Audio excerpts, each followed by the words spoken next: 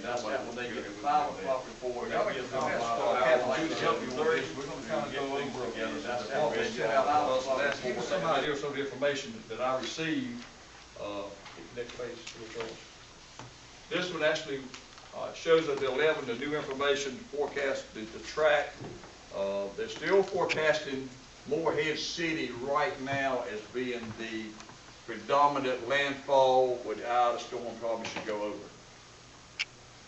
As most of you may know, this morning we woke up, we started hearing about a little westerly turn, a little jog. That got discussed a lot today, particularly the beach towns were very concerned, which we are also. The westerly turn can still happen again. One of the reports that we got, if you look, I think about all the tracks that moved a little bit west, but particularly the one from the Navy. That was interesting because the Navy one was showing it coming into Wilmington and passing over Wilmington. I think they still are. So there was some discussion. The other ones are showing it a little bit different off there. Storm force winds, we could start getting those probably, I was told, tomorrow afternoon around 6 o'clock. We can start looking at some winds. We're going to start getting a lot of rain tomorrow anyway. The hurricanes are 3 right now. Just listening to that, they're expecting that possibility to go to a 4 later on tonight, maybe tomorrow. The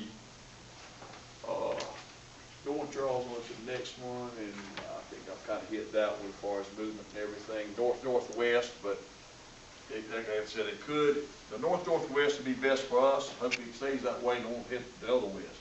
Go on to the next one. It really just is.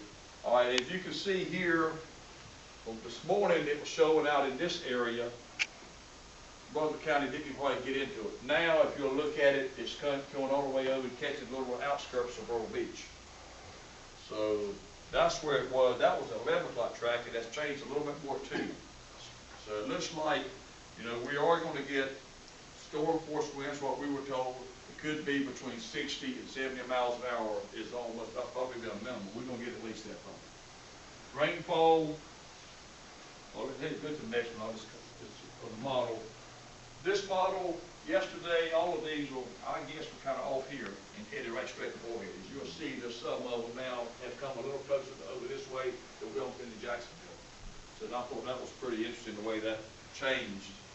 And every 6 hours, it seems like all of it changed. What they were doing at the Weather Center, because we asked the question, they were taking these numbers, all this information here, and they're sitting down and they're deciphering all of it and trying to determine what they think is the best. And they're saying, all right, we're going to set up in the center. We're going to say that the eye is going to pass the center, which right now they're shooting the same up around Nag's Head still. But they're not ruling out what we could get. If you look at this one, then you start seeing the tropical storm force probabilities and the going across the southeast part of North Carolina, which is right in the Cape Fear, right where we are. And one over to the right will show the storm force winds, the hurricane force winds for how far it goes out.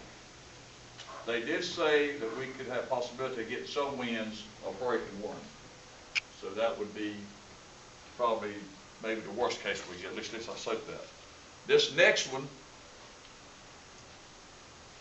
it says of 11, and I'll get another one later today. We'll show you the wind.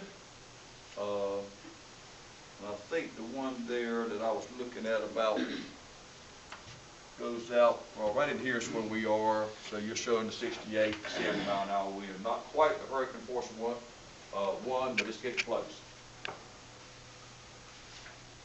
Then it goes over and shows wind threats, arrival of winds of 74 miles an hour and getting into a hurricane. Then we have another one. The next one just shows wind impacts.